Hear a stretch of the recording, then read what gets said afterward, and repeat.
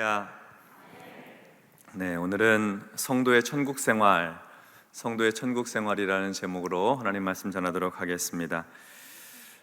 초대교회의 오순절 성령 강림 사건이 있고 난 다음에 있었던 여러 가지 일들을 정리해 보면 다음과 같습니다. 오순절에 함께 모여서 기도에 전념하던 사람들에게 성령이 임했습니다. 성령으로 충만하게 임하게 되자 그 사람들이 다 예루살렘 거리로 나가게 됩니다. 그리고 주의 복음을 전합니다. 예수 그리스도의 십자가와 부활의 복음이죠. 유대인들이 십자가에 못 박도록 내어준 그 예수를 하나님께서 다시 살리셨고, 하나님께서 살리신 그 일에 대하여 우리가 증인이다, 부활하신 주님을 우리가 만났다 하는 내용으로 복음을 전하기 시작했습니다. 그 복음의 말씀을 듣고, 성령 충만한 복음의 말씀을 듣고 사람들이 회개하고 주께로 돌아오기 시작하는 거예요. 그런데 그 돌아오는 무리가 수천의 사람이었습니다. 폭발적인 초대교회의 부흥이 일어난 것이죠. 사도행전을 기록한 누가가 주목하고 있는 사건이 그 당시 하나 있었는데, 오후 3시 기도 시간에 예루살렘 성전에 기도하러 올라가고 있는 이 베드로와 요한이 성전 문 앞에서 구걸하고 있는 거지를 만납니다. 근데 이 사람은 40세가 넘은 사람이고 태어날 때부터 걸어본 적이 없는 그 사람입니다. 구걸해서 생계를 유지하고 있는 사람이죠. 그런데 이 베드로와 요한이 그 사람을 향해서 우리를 보라 하니까 뭔가 좀 얻을 수 있을까 하여 주목해서 바라보게 되죠. 그러자 베드로와 요한이 그 유명한 말씀, 사도행전 3장 6절 말씀, 은과 금은 내게 없거니와 내게 있는 이것을 내게 주노니 나사렛 예수 그리스도의 이름으로 일어나 걸으라. 그러면서 그의 손을 잡아 일으키는데요, 한 번도 못 걸어본 사람이 발과 발목에 힘을 얻고 걷게 된 거예요. 성전 안에 들어가서 하나님을 찬송하며 걷기도 하고 뛰기도 하는 놀라운 기적이 일어나게 됩니다. 역사상 보지 못했던 기적이 일어나게 된 것이죠. 그래서 사람들이 이 베드로와 요한 주변에 모여들고, 베드로와 요한은 또 주의 복음을 증거하고, 그래서 믿는 자의 수가 또 늘어나게 되고, 그런데 이것을 좀 꺼려하고 원하지 않은 사람들이 있었는데, 그것은 백성의 대제사장들, 또 사두개인들, 사내들인 유대교의 공의회를 구성하고 있는 재판관들, 그들은 예수의 이름으로 말해주는 걸 원하지 않았어요. 베드로와 요한을 감옥에 가두어 놓기도 하고, 다음날 일어나서는 협박하고 위협해서 다시는 예수의 이름으로 말하지도 말고 가르치지도 말라고 그러죠. 그런데 하나님께서 우리에게 하라고 하신 말씀, 듣는 것이 사람의 말을 듣는 것보다 옳은 것인가 판단하라 하면서, 우리는 우리가 보고 들은 것을 말하지 않을 수 없다, 담대하게. 이게 성령 충만한 사람이 할 수 있는 얘기죠. 얼마 전에 자기의 스승이고 랍비인 예수님을 십자가에 못 박아 죽인 사람들이 위협하고 협박하고 있는데 아랑곳하지 않고 우린 예수의 복음을 전해야 되겠다, 이렇게 해서 담대하게 증거하고 달리할 방도가 없어서 풀어주게 됩니다. 그리고 그 일로 인해서 초대교회는 더 힘을 얻게 되고요. 어느덧 초대교회는 성령의 역사로 날마다 부흥하게 되었습니다. 세상 권력과의 갈등에서도 아주 당당했습니다. 이 사람들의 삶은 아주 단순하면서도 능력이 있었습니다. 그리고 영적인 성장을 계속해서 교인들이 거듭하게 되었습니다. 초대교회 성도들의 삶을 엿볼 수 있는 내용이 사도행전 2장에 기록이 되어 있는데, 42절로 47절에 보면 이렇게 기록이 되어 있습니다. 초대교회 성도들의 생활 방식입니다. 그들이 사도의 가르침을 받아 서로 교제하고 떡을 떼며 오로지 기도하기를 힘쓰니라.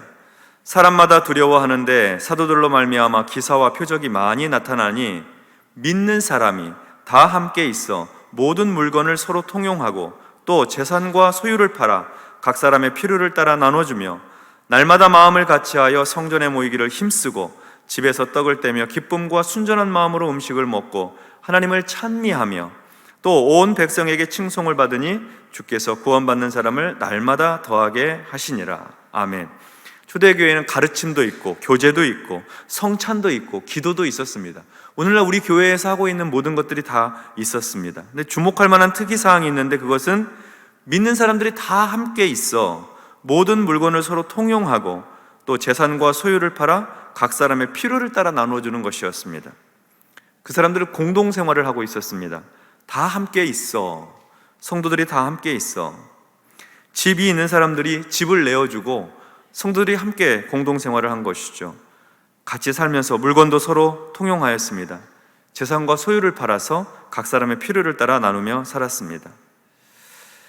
사람이 자기 소유를 내놓고 무상으로 내놓고 사람들의 필요를 따라 원하는 만큼 가져가서 사용하고 또 자신의 필요를 내어놓고 또 누구든 원하는 만큼 와서 가져가서 사용하고 이런 방식으로 사는 것은 이 세상 삶에서는 없습니다. 잠깐 시도를 할 수는 있습니다. 사이비 이단 종파에서 재산 다 팔아 산으로 데리고 들어가서 사는 그런 집단 생활하는 경우들이 간혹 있긴 하지만 끝내 마지막은 다 비참한 결말이죠. 또 이념적으로 보면 사회주의 국가가 이런 시스템을 시도해 보기도 했습니다.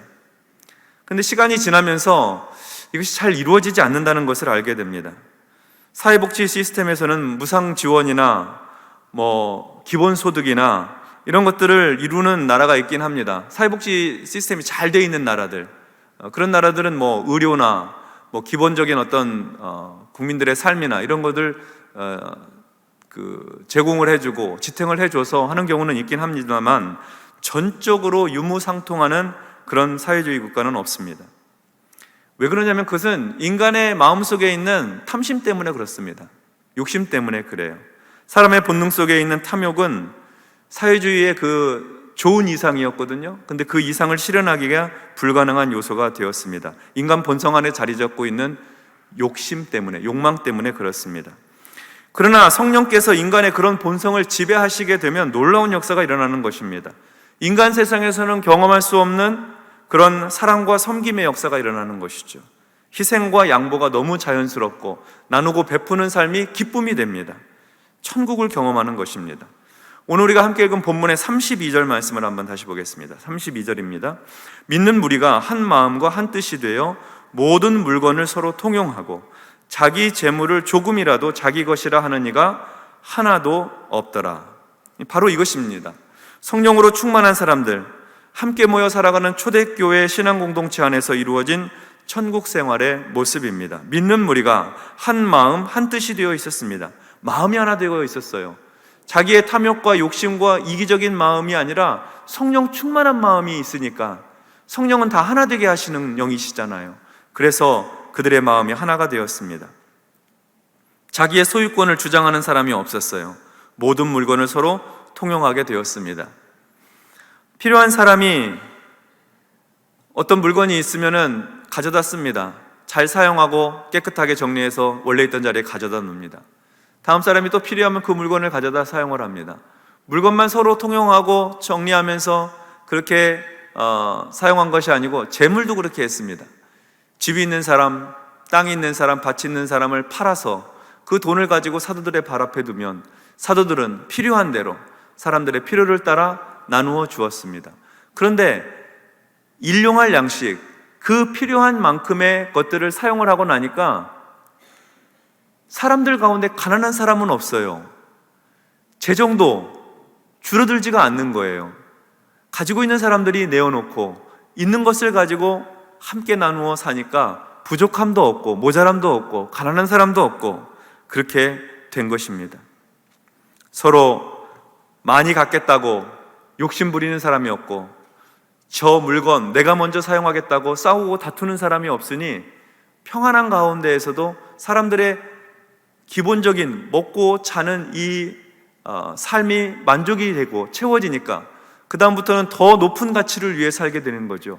주의 복음을 위해 살게 되고 어려운 사람들을 도우며 살게 되고 봉사하며 살게 되고 그렇게 되는 것입니다. 초대교회 안에서는 그런 일들이 일어나고 있었던 것이죠. 누구도 자기 재물을 내어놓고 그 재물을 자기 것이라고 주장하지 않았습니다. 궁핍하고 가난한 사람들이 필요를 채워갈 때 부끄러워하거나 자기의 가난함 때문에 어떤 필요를 채우고 음식을 가져가고 그리고 재물을 가져가는 것을 마음속에 불편해하지 않았습니다. 누구나 감사하게, 누구나 즐겁게 내어놓고 함께 사용하고 그런 일이 일어났습니다. 요즘에는 누가 그렇게 합니까? 요즘에 일어나지 않는 일이죠. 자본주의 사회는 사람의 열심, 사람의 욕망에 알맞추어서 변화되어 왔습니다. 그러나 그 결국은 자본주의의 결국은 자기의 탐욕을 채우는 것입니다. 많이 가진 사람 더 많이 갖게 되고 없는 사람은 궁핍하게 되어서 양극화 사회가 되어가는 것이죠. 가장 자본주의가 고도로 발달되어 있던 미국이 그렇습니다. 미국은 아주 사회적으로는 극단적으로 나뉘어져 있는 사회입니다. 또 중산층은 무너져 가고요. 그래서 굉장히 사회 시스템이 어려움 가운데 있는 그런 나라죠. 자본주의가 발달하면 발전할수록 사람이 가지고 있는 본성, 많이 갖고 더 많이 갖고 열심히 일한 만큼 갖고 나누고 베풀고 하는 거 꺼려하고 그런 것들이 계속해서 확장되고 팽창이 되는 것이죠. 그런 것들을 지양하기 위해서 이제 소위 사회적 기업이나 또는 기부하거나 어떤 단체를 세워서 어려운 이웃이나 또는 제3세계 국가를 세우는 그런 일들을 수행하는 일들이 있긴 합니다만, 자본주의가 가지고 있는 기본적인 흐름은 인간의 탐욕과 욕망을 채우는 그런 시스템이 기본적인 기저에 깔려 있습니다. 그러나 초대교회는 강제하지 않았습니다. 자유로웠어요. 그럼에도 불구하고 나눔과 섬김의 삶을 기쁘게 살았습니다. 누가 땅을 팔라고도 하지 않았고 물건을 내어놓으라고도 하지 않았는데 기쁘게 그렇게 내놓으면서 서로 공존하고 공생했던 것이죠. 정말 천국에서나 있을 법한 얘기를 그 시절에 초대교회 성도들이 살았던 것입니다. 33절에서 35절의 말씀을 보도록 하겠습니다. 사도들이 큰 권능으로 주 예수의 부활을 증언하니 무리가 큰 은혜를 받아 그 중에 가난한 사람이 없으니 이는 밭과 집 있는 자는 팔아 그 판 것의 값을 가져다가 사도들의 발 앞에 두매 그들이 각 사람의 필요를 따라 나누어 줌이라. 사도들은 하나님께서 주신 큰 권능으로 복음을 전했습니다. 예수 그리스도의 십자가와 부활의 복음을 전했습니다. 다른 말씀이 없습니다. 복음을 전했습니다. 근데 복음을 전하는데 유익할 수 있도록 하나님께서 권능을 주셔서 병고침의 은사도 나타나고 귀신도 쫓겨나고 기적이 일어나고, 근데 그것은 본질적인 것이 아니었습니다. 그것을 통해서 복음을 더 능력 있고 효과적으로 전하기 위해서 핵심은 복음을 전했다는 것입니다. 복음을 들은 사람들은 은혜를 받고 감동을 받고 삶의 변화를 일으키고 죄사함의 감격을 얻고, 그래서 구원의 은혜를 입고 자기가 구원받고 보니까 다른 사람의 죄와 허물이 용서가 되는 거예요. 내 죄가 용서받은 기쁨 때문에 다른 사람의 허물도 덮어주게 되고, 그리고 함께 공동 안에서 성도의 생활을 하게 되니 자신도 도움을 받고 또 누군가에게 도움을 주고 기쁘게 그러한 삶을 살았던 것입니다. 그들의 삶은 단순했습니다. 예수 믿고 구원받은 이후에는 내 소유를 내 것이라고 여기지 않고 더불어 함께 살아가고 어려운 이웃을 돕고 섬기고 봉사하는 삶을, 가치가 있는 삶을 추구했던 것이죠. 가치가 있는 삶. 나만 위해 살고 내 가족만 위해 살던 삶에서 다른 사람을 위해 살고 세상을 위해 사는 삶으로 변화되었던 것입니다. 그것이 곧 주님을 위해 사는 삶이라고, 하나님을 위해 사는 삶이라고 굳게 믿었던 것이죠. 그래서 그들 가운데는 누구도 궁핍하거나 가난하지 않았습니다. 기본적인 삶이 이루어지니 행복하였습니다. 그리고 복음 전하는 일이 얼마나 기쁘고 좋은지 믿는 자의 수가 늘어나는 감격 속에서 그렇게 살아갔던 것입니다. 천국의 삶입니다. 이런 천국의 삶을 살아가는데 아주 탁월한 초대교회의 리더 한 사람이 있었습니다. 36절, 37절의 말씀입니다. 이 말씀 우리 같이 한번 합독하도록 하겠습니다. 시작. 구브로에서 난 레위족 사람이 있으니 이름은 요셉이라. 사도들이 일컬어 바나바라, 번역하면 위로의 아들이라 하니 그가 밭이 있음에 팔아 그 값을 가지고 사도들의 발 앞에 두니라. 아멘. 요셉이라는 사람이 있었습니다. 요셉입니다. 요셉은 출신이 어디냐면 지중해 연안의 섬 구브로, 사이프러스라고 하는 섬 사람입니다. 섬 출신이에요. 그러니까 요셉이 섬 출신이라는 말은 유대 본토 출신이 아니라는 거죠. 외국 재외동포, 디아스포라 유대인이었다는 말입니다. 유대인들은 각각 지파에 속해 있는데 요셉이라는 사람은 레위 지파에 속해 있는 사람이었습니다. 제사장 지파 가문의 사람입니다. 요셉은 초대교회에서 상당히 유명한 사람이었습니다. 그 당시에 초대교회에 수만의 사람들이 있었는데 그 중에서도 아주 도드러진 사람이었습니다. 사도들은 12명이었죠. 12명의 사도들의 주목을 끄는 사람이 있었습니다. 요셉에게 사도들이 별명을 붙여주었는데 이 별명이 요셉의 신앙 입격과 성품을 단적으로 보여주는 별명이 되었습니다. 사도들이 요셉에게 붙여준 별명은 바나바입니다. 바나바. 이름 앞에 헬라어 아람어로 발음이 바르입니다. 바르. 이 바가 붙으면 누구누구의 아들이라고 하는 의미입니다.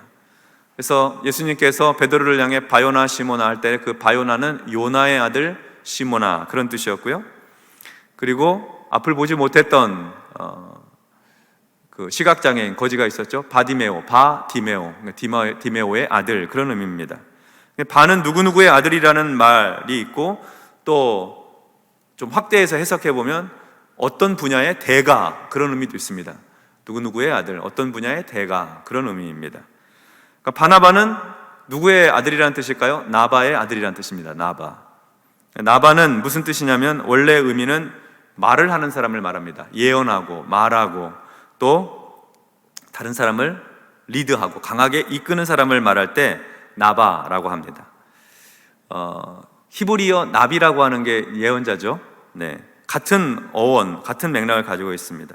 그러니까 바나바의 1차적인 의미는 예언자의 아들이라는 의미입니다. 예언자의 아들, 예언의 대가라는 말이기도 하죠. 예언자는 하나님의 말씀을 전하는 자죠. 그리고 그 말씀으로 사람들을 하나님께로 이끄는 사람입니다. 그리고 하나님 말씀으로 다른 사람을 위로하는 사람이죠. 그러니까 바나바는 이 세 번째 의미, 하나님 말씀을 가지고 다른 사람을 위로하는 일에 탁월하여서 위로의 아들이라고 별명을 지어 주었습니다.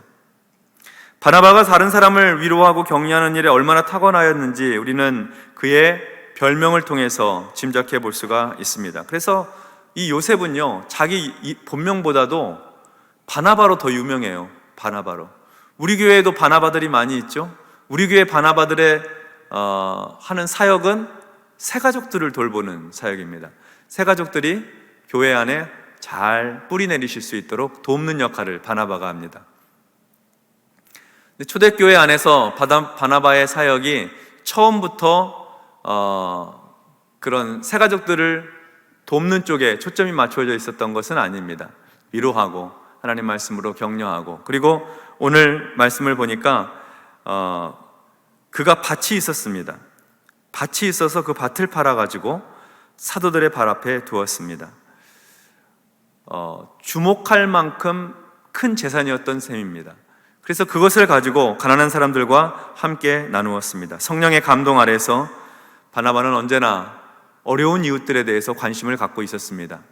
고통받는 이웃들, 낙심하고 상처 입은 사람들을 하나님의 말씀을 가지고 격려해주고 붙들어주고 위로해주고 자신의 그 큰 많은 재산을 하나님 앞에 바치고 그것으로 말미암아 말로 위로할 뿐만 아니라 자신이 가지고 있는 재물을 나누어 사용할 수 있도록 함으로 해서 실제적인 도움이 되고 격려가 되도록 했던 것이죠. 그래서 그 일로 인해서 바나바는 초대교회 안에서 아마 상당한 존경과 그리고 영향력을 갖게 되었던 것 같습니다. 자기 자신의 이름을 드러내고 나타내지 않았지만 모든 사람이 존경하는 사람이 된 것이죠. 그래서 후에 바나바는 예수 믿는 사람들을 박해했던 이 사울, 후에 바울이 되죠. 바울을 초대교회의 제자들에게 소개해주는 브릿지 역할을 해줍니다. 그리고 최초의 이방인 교회인 안디옥 교회에 목회자를 파송해야 되는데 그때 파송되어 가서 안디옥 교회를 목회했던 사람이 바나바라고 하는 사람이었습니다. 사람들에 대한 편견, 이방인에 대한 편견, 누가 누구를 핍박하고 박해했던 사람에 대한 두려움을 넘어서서 품이 넓고 폭이 넓어서 받아들여주고 하나님의 말씀으로 위로해주고 붙들어주고 목양을 하고 돌보고 하는 이런 일에 아주 탁월했던 사람이죠. 그래서 바나바는 이 초대교회의 사도들과 함께 영향력 있는 지도자로서, 리더로서 그렇게 교회에 봉사하고 교회를 섬기게 되었던 것입니다. 초대교회가 어떻게 천국 생활을 할 수 있었는가? 성령에 충만한 사람들이 섬기고 봉사했기 때문입니다. 자신의 삶을 다 내어놓은 것이죠. 바나바와 같은 사람이 그런 지도자가 있었기 때문에 초대교회 안에 그런 천국의 삶을 살아갈 수 있었던 것입니다. 우리 교회에도 많은 직분자들이 계시고 지난 주일에도 항존직 직분자를 선출하였습니다. 바나바와 같은 영적인 리더들이 되셔서 먼저는 성령으로 충만하고 다음으로는 품이 넓어서 교제하고 사람들과 대화하고 함께 기도하고 권면하고 격려하고 내가 도울 수 있는 일들은 돕고 그런 일들을 함께 즐거이 감당하는 동안에 오늘날에도 부족하긴 하지만 교회 안에서도 그런 천국의 삶을 우리가 맛볼 수가 있는 것입니다. 가장 힘들고 어려울 때 누군가 내 손을 붙들어주고 기도해 주는 분이 계시다고 하면, 가장 어려운 시간을 지나가고 있는데 아무 말 없이 누군가 나를 도와주신다고 하면 얼마나 큰 격려가 되고 위로가 되고 그게 천사의 손길이 되는 거 아니겠습니까? 교회 안에서 그렇게 함께 서로를 붙들어주고 기도하고 격려하고 권면할 수 있는 바나바 공동체가 될 수 있다고 하면 오늘날에도 여전히 우리는 천국의 신앙생활을 맛볼 수가 있는 것이죠. 찬송가 50장을 작사한 사람이 있는데요, 반 벤티 벤터라고 하는 사람입니다. 이 사람은 본래는 미술가가 꿈이었습니다. 예술 쪽에 아주 탁월한 재능이 있었고 또 훌륭한 미술가가 되어서 그래서 자신의 이름을 좀 알리고 싶고 그리고 드러내고 싶은 그런 사람이었습니다. 그래서 중학교 교사도 미술 교사를 하게 됐고 나중에 또 유명한 공립학교의 미술 감독이 되기도 했어요. 예술 분야, 특히 그림 분야, 미술 분야에서 좀 두각을 나타내는 사람이었던 것 같습니다. 그런데 신앙생활을 하는 가운데에서 하나님께서 자신에게 이 찬송 시를 쓰는 은사를 주셨다는 사실을 알게 돼요. 그림을 그리는 영역과 글을 쓰는 영역은 큰 틀에서 보면은 예술이라고 하는 차원에서는 통하지만 사실은 분야는 전혀 다른 분야잖아요. 근데 하나님께서 자신을 찬송시를 짓고 찬송을 보급하고 하는 쪽으로 부르신다고 하는 사실을 깨닫고 자기가 하고 싶었던 일을 중단을 합니다. 그리고 찬송시를 쓰기 시작하는데 그가 썼던 찬송시 중에 하나가 찬송가 50장이에요. 내게 있는 모든 것을 주님 앞에 드리네. 사랑하고 의지하여 주만 따라가겠네. 주께 드리네, 주께 드리네. 사랑하는 구주 앞에 모두 드리네. 자신의 삶을 들여서 하나님을 섬기고 하나님의 일을 감당하겠다 하는 그런 뜻으로 지은 찬송시이죠. 우리나라에서는 꽤 유명한 도자기 회사가 있었습니다. 그 한국도자기라고, 지금은 주식회사 젠 한국, 젠 코리아 그렇게 되어 있습니다만 원래는 한국도자기였습니다. 창업하신 분이 김종호 장로님이라고 하는 분이신데 이분은 지금은 고인이 되셨고 이제 그 아드님이 이제 도자기 회사를 운영하고 그렇습니다. 그런데 이 김종호 장로님이 도자기 이 사업이 굉장히 잘 되셨어요. 잘 되셨는데 이분의 마음속에는 언제나 자기가 사업가이긴 하나 하나님을 섬기는 일이 내가 사업하는 것보다 더 우선이라고 하는 생각을 늘 가지고 계셨어요. 그래서 공식 석상에서도 언제든지 하나님이 원하시면 내가 가지고 있는 재물과 재산과 이 사업을 하나님께 바칠 용의가 있다는 이야기를 자주 하셨다고 합니다. 그리고 그분의 말이 진실이고 사실인 것이 한국 도자기 안에서 일하는 근무하는 직원들을 전도하고 또 그분들을 복음화하기 위해서 산내에 그 교회를 개척하게 돼요. 그게 청주 서원교회라는 교회인데 이제는 창립 50주년을 넘어서서 60주년을 향해 가는 교회입니다. 이 청주 서원교회를 통해서 직원들이 주의 복음을 듣고 예수를 믿고 하나님께로 돌아오게 되고 인근 지역사회의 주민들이 예수 믿고 주께로 돌아오고 하는 그런 축복을 누리게 된 것이죠. 한국의 굴지의 기업을 이루고 부요하신 분이고, 그리고 존경받는 분이시지만 그분은 하나님 앞에서 나는 하나님께서 쓰시고자 할 때 주께 드리겠다. 초대교회에 마치 바나바와 같은 사람이죠. 다른 사람들과 나누어 함께 더불어 살려고 하는 그런 생각들이 많이 있으셨던 것입니다. 그분의 아드님이 지금은 그 서원교회의 원로 장로님으로 섬기고 있습니다. 대를 이어 사업도 하고, 대를 이어 그 같은 교회를 섬기고, 대를 이어 또 세상을, 어려운 이웃을 섬기는 귀한 분들이죠. 성도 여러분, 하나님께서 오늘 우리를 바른 공동체로 같이 불러주시고 같이 신앙생활하게 하시잖아요. 우리 자신의 삶을 잘 건사해 나가는 것도 물론 중요한 일입니다. 근데 우리의 평생이 내 삶, 내 가정, 여기에만 집중하고 있다가 인생을 끝나고 천국에 간다고 하면 하나님 앞에서 우리가 드릴 말씀이 없지 않겠어요? 너 세상에 있는 동안에 무엇 하다 왔니? 네, 먹고 사느라고 너무 힘들었어요. 분주했어요. 우리 가정 건사하느라고 고생했습니다. 그렇게 말하기에는 하나님이 우리에게 주신 인생의 시간들이 귀하고 값진 일인데, 다른 사람을 위해 살았다, 다른 사람을 섬기고 다른 사람에게 복음을 전하기 위해서 살았다, 더 가치 있는 일을 위해서, 나도 어려운 시간을 보냈지만, 나도 힘들지만 더 가치 있는 일을 위해서, 하나님의 일을 위해서 헌신하고 살다 왔다 하는 그 한 말씀 하나님 앞에 우리가 보고할 수 있어야 되지 않겠습니까? 교회 안에서도 바나와 같이 신실하게 믿음의 삶을 사시고, 세상 가운데에서도 하나님의 사람들로서 빛나는 인생을 사셔서 이 땅에 광야와 같은 시간을 살고 있지만 천국의 인생을 맛보고 하나님 앞에 영광 돌리는 그런 위대한 신앙 공동체, 우리 바른교회 성도님들의 삶이 되시기를 주님의 이름으로 축원합니다. 아멘.